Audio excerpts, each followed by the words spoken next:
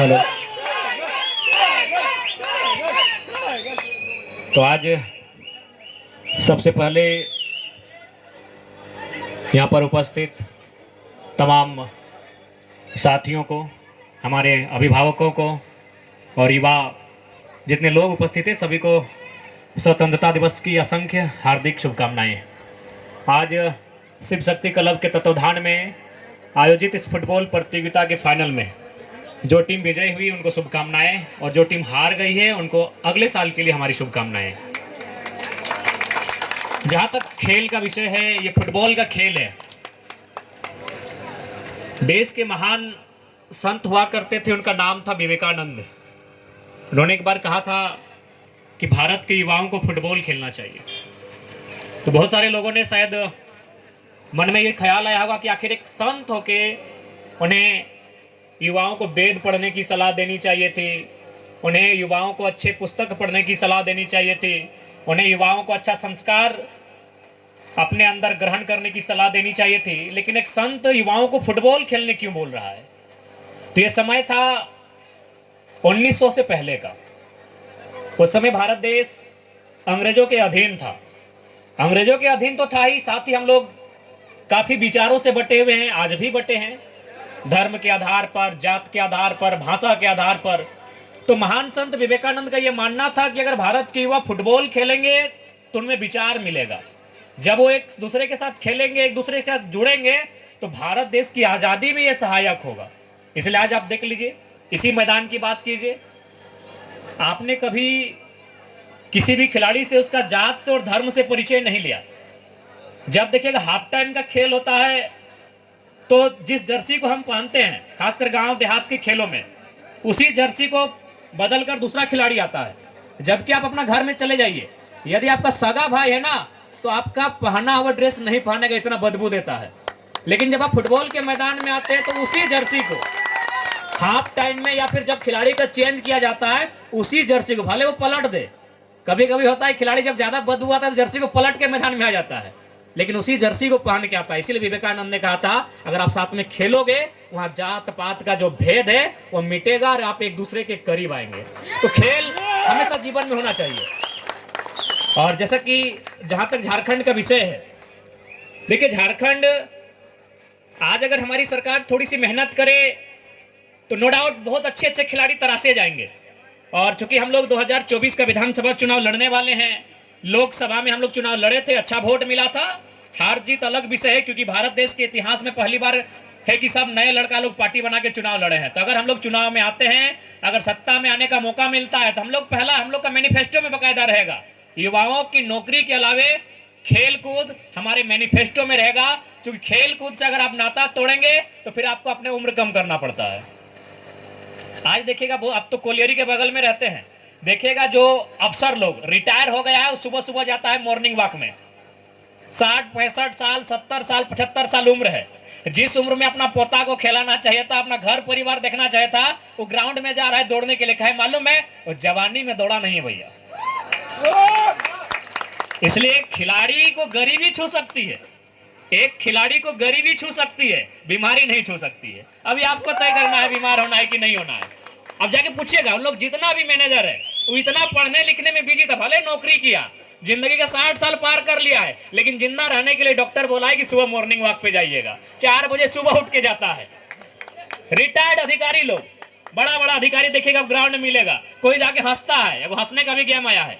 भैया ये सारा ड्रामा कहाँ है? जिंदा रहने के लिए। तो आप बुढ़ापे में काहे ड्रामा कीजिएगा? मेरा कहना है, आप बुढ़ापे में ड्रामा काहे कीजिएगा? जवानी में खेलिए ना भैया। अरे कुछ भी कीजिए, इंजीनियर बनिए, डॉक्टर बनिए, वकील बनिए, किसी ने नहीं रोका है। 2 घंटा एक खेल से नाता जरूर रखिएगा। अगर आप जवानी में खेलोगे तो बुढ़ापा में जाके नाती पोता खिलाओगे। इसलिए जवानी में खेलो, नहीं तो बुढ़ापे में आपको नाती पोता खिलाने के समय में ग्राउंड में दौड़ना होगा। और उसके बाद देखिए, कभी झारखंड की जब बात आती है तो झारखंड यानी गांव, झारखंड यानी खेत खलिहान तो लोग थोड़ा सा ताना मारते हैं, यार झारखंड के लोग तो देहात के लोग हैं, गंवार लोग हैं, आप लोग देहाती लोग हैं, जंगली लोग हैं आप। तो एक बात हमेशा याद रखिएगा, यदि आपको कोई कभी ताना मारे कि आप झारखंड के लोग, आप खेल कूद में कहाँ तक आएंगे, तो ठीक है, धोनी का नाम तो दुनिया जानती है, लेकिन मैं धोनी की बात नहीं कर रहा हूं। अभी ओलंपिक का खेल हुआ, आपको मालूम है ना, कितना शर्म हमें लग रहा है ना कि 1 अरब 40 करोड़ की आबादी और ये को सोना नहीं जीत पाए। जिस देश की आबादी 10 लाख 15 लाख 20 लाख 40 लाख 50 लाख उन लोग गोल्ड मेडल लेके चला गया। तो चलिए ओलंपिक की मैं आपको कहानी सुनाता हूं। यदि आपको कभी शर्म लगे, कोई आपको चिढ़ाए कि आप झारखंड के गांव से आते हैं, देहात से आते हैं, अरे आप लोग तो देहाती लोग हैं, जंगली लोग हैं, उनको याद दिलाइएगा कि जिस सोना के लिए आप तरस रहे हो ना, आज शहरी लोग, फुटानी मारने वाले लोग एक सोना के लिए तरस रहे हो ना, भारत को पहला सोना दिलाने वाला झारखंडी था। मालूम है कौन नाम था? और वो कोई धनबाद और जमशेदपुर के नगर से नहीं था, वो खूंटी के ग्रामीण एक जंगली क्षेत्र से जयपाल सिंह मुंडा थे, भारत को पहला सोना दिलाने वाला। तो अगर तुमको कोई नीचा दिखाए, इसको सबक जरूर सिखाइएगा कि तुम बड़े बड़े लोग बड़े बड़े शहरों में रह के एक सोना नहीं दिला पाए हो। पूरे भारत को सोना देने का पहला काम किसी ने किया है, तो जयपाल सिंह मुंडा के नेतृत्व में 1928 में भारतीय टीम ने हॉकी के मैदान में फतह करके दिया था। तो इसलिए बिल्कुल आप खेलें। अगर हम लोग आते हैं सत्ता में, खेल कूद करने वाले खिलाड़ियों को निराश नहीं होने देंगे। आपके खेल की सुविधाएं और खेल के लिए हम लोग विशेष कोटा भी रहेगा कि जो लोग खेल के जाएंगे उनको एक विशेष कोटा भी दिया जाएगा। और अंत में, चूंकि समय ज्यादा नहीं लेंगे, चूंकि मेरा भी सेहत ठीक नहीं, डॉक्टर ने मैं बोलने के लिए मना किया है, हमारे लंग्स में थोड़ा सा अंदर से एक छोटा सा घाव टाइप का फील हुआ है, लेकिन फिर भी आज इंडिपेंडेंस डे है, स्वतंत्रता दिवस है हमारे देश का, तो इसकी हम लोग शुभकामनाएं देंगे। लेकिन यह भी कहेंगे कि भले आज हम स्वतंत्र हैं, भले हम आज़ाद भारत में रहते हैं, लेकिन ये आज़ादी ना भगत सिंह के सपनों का भारत है, ना ये महात्मा गांधी के सपनों का भारत है, ना ये एपीजे अब्दुल कलाम के सपनों का भारत है, ये चंद पूंजीपतियों के सपनों का भारत है। इसीलिए अगर हम लोग चाहते हैं कि भगत सिंह के सपनों का भारत बने, तो हर एक युवाओं को मेहनत करना होगा। हर एक युवाओं को आज इस देश की जो बीमारी है, सबसे बड़ी बीमारी है करप्शन, उसके खिलाफ लड़ना होगा। उसके लिए आपको ईमानदार होना होगा, उसके लिए आपको पढ़ लिख कर उन जगहों में काबिज होना होगा जहां से बेईमानी फैलती है। देश के एक प्रधानमंत्री हुआ करते थे, बड़ा सुंदर कहते थे, अटल बिहारी वाजपेयी, जिनकी अभी देश में सरकार है, जो अभी हम बिल्कुल कुछ पूंजीपतियों की गुलामी करते हैं, उसी पार्टी के एक प्रधानमंत्री थे। बड़े सुंदर 2 लाइनें कहा करते थे कि कलकत्ता के फुटपाथों में नंगे बदन जो आंधियां सहते हैं, कलकत्ता के फुटपाथों में नंगे बदन जो आंधियां सहते हैं, उनसे जाकर पूछो कि वो 15 अगस्त के बारे में क्या कहते हैं। बेशक आज हम लोगों ने तिरंगे को लहराया, बाइक का जुलूस हमने निकाला, हम लोगों ने स्कूल में डांस जैसे कंपटीशन में भाग लिया, भाषण प्रतियोगिता में भाग लिया, लेकिन दिल पे हाथ रखने के बाद आपको भी मालूम चलेगा कि ये भारत हमें नहीं चाहिए। आज के दिन बड़े बड़े नेता अभी माइकों में आकर देश प्रेम का लेक्चर देते हैं। 15 अगस्त के दिन, 26 जनवरी के दिन वो देश प्रेम का लेक्चर देते हैं। तो देश प्रेम का मतलब थोड़ी है कि केवल पहाड़ों से प्रेम करे, यहाँ के नदियों से प्रेम करे। देश प्रेम जो 2 शब्दों से मिलकर बना है, देश और प्रेम, उसका मतलब है देश के मनुष्य से प्रेम होना चाहिए। आज सबसे ज्यादा झंडा कहाँ फहराया गया? ब्लॉक में। और वीडियो भाषा क्या बोला होगा कि देश के लोगों से प्रेम करना चाहिए, और वो चोरा वीडियो क्या करता है? 20,000 रुपए मोटेशन के लिए मांगता है कि नहीं मांगता है? आज झंडा कहाँ फहराया? थाना प्रभारी ने। और जब कोई एक आम व्यक्ति जाता है तो उसके साथ ऐसा सलूक किया जाता है जैसे वो आजाद भारत का नागरिक ही ना हो। आज सबसे ज्यादा झंडा फहराया है सांसदों ने, विधायकों ने, और इनकी प्रॉपर्टी कितनी है? 10,000 करोड़, 12,000 करोड़। यानी जिस पैसे का इस्तेमाल होना चाहिए था हमारे इलाज के लिए, जिस पैसे का इस्तेमाल होना चाहिए था हमारी बेहतर शिक्षा के लिए, जिन पैसों का इस्तेमाल होना चाहिए था नौजवानों के रोजगार के लिए, नौजवानों की सुविधा के लिए, आज वो 10,000 करोड़ जेब में भर के रखे हैं। और आज झंडा फहराएंगे कि माननीय सांसद जी ने झंडा तोलन किया और देश प्रेम का संदेश दिया। अरे भैया, पहले तुम देश प्रेम का मतलब तो जानो क्या होता है। नहीं बताइए, आज वीडियो और सीओ झंडा फहरा रहा है, जो हर एक आदमी से एगो साइन करने का दाम लेता है। देश प्रेम का मतलब होता है जनता से प्रेम। देश का प्रेम का मतलब होता है एक इंसान दूसरे इंसान से प्रेम करे।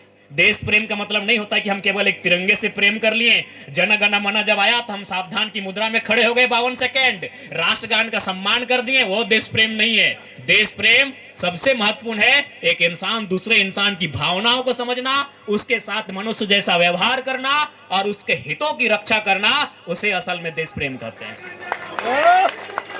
कि जरूरी नहीं हर वक्त जुबान पे ईश्वर का नाम आए, कि जरूरी नहीं हर वक्त जुबान पे ईश्वर का नाम आए, वो लम्हा भी भक्ति का होता है जब एक इंसान के काम आए। कि जरूरी नहीं हर वक्त जुबान पे ईश्वर का नाम आए, वो लम्हा भी भक्ति का होता है जब एक इंसान दूसरे इंसान के काम आए। तो ऐसा भारत अगर हम बना पाए, ऐसा नहीं कि हम लोग भी दूध के धोले हैं, नो डाउट हम लोग भी इसी वातावरण में रहते हैं, हम में भी खामियां हैं। हम लोग थोड़ी कह रहे कि हम लोग दूध से धो के आए हैं, हम हैं तो हम ही हैं, लेकिन हमें प्रयास करना चाहिए, हमारी खामियों को दूर करना चाहिए। हमें प्रयास करना चाहिए कि देश प्रेम का असल अर्थ क्या है। तो देश प्रेम का मेरे हिसाब से, मैं 29 साल का लड़का हूं, पता नहीं 60 साल वाले क्या सोचते होंगे, 45 साल वाले क्या सोचते होंगे, मैं 29 साल का लड़का, मैं ये सोचता हूं कि देश प्रेम 2 शब्दों से बना है, देश और प्रेम। इसका पहला मतलब यही होता है कि राष्ट्रगान से, तिरंगे से पहले एक इंसान से प्रेम किया जाए। ठीक है, बाकी पुनः सभी को, दोनों टीमों को शुभकामनाएं, हमारी ओर से असंख्य शुभकामनाएं। जी जान लगाकर खेलिए, अपना नाम रोशन कीजिए और खेल कूद में कभी हमेशा, मैं जो लोग नहीं भी खेलते उनसे जरूर कहेंगे 2 घंटा जरूर किसी आउटडोर खेल का हिस्सा बनिए। आज अगर आप आउटडोर खेल का हिस्सा बनेंगे तो 60 साल की उम्र में इंडोर में नाती पोता को खिलाएंगे ना, तो दिक्कत होगा। बाकी पुनः हमारी ओर से आप सभी को इंडिपेंडेंस डे की बहुत बहुत शुभकामनाएं, स्वतंत्रता दिवस की बहुत बहुत शुभकामनाएं, आजादी दिवस मुबारक हो सभी को। और चाहते हैं हम एक प्रयास करें, हालांकि आसान नहीं है, बहुत चुनौतियां हैं, लेकिन हमें एक प्रयास करना चाहिए कि वास्तव में आजादी का मतलब क्या है।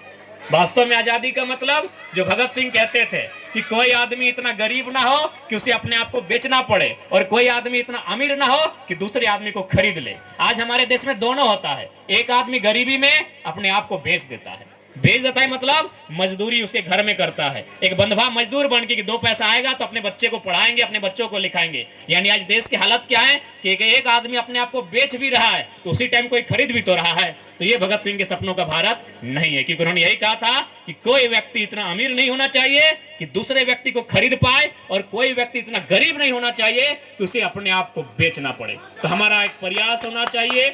आज अगर सच में हम लोग आजादी मनाने आए हैं, सच में अगर तिरंगे का मान सम्मान करते हैं, सच में अगर राष्ट्रगान का सम्मान करते हैं, तो सबसे पहले से देश के जो इंसान है उनका सम्मान हो, उनका आदर हो और उनसे प्रेम किया जाए। जय हिंद, वंदे मातरम, इनकलाब जिंदाबाद। भारत के तमाम शहीदों को हुल जोहार, तमाम शहीद अमर रहे, अमर रहे। शिव शक्ति क्लब के तमाम सदस्यों को इस कार्यक्रम के सफल आयोजन के लिए हमारी ओर से असंख्य बधाई। तमाम खिलाड़ियों को जिन्होंने भाग लिया है उनको हमारी ओर से बहुत बहुत बधाई, बहुत बहुत बधाई। धन्यवाद।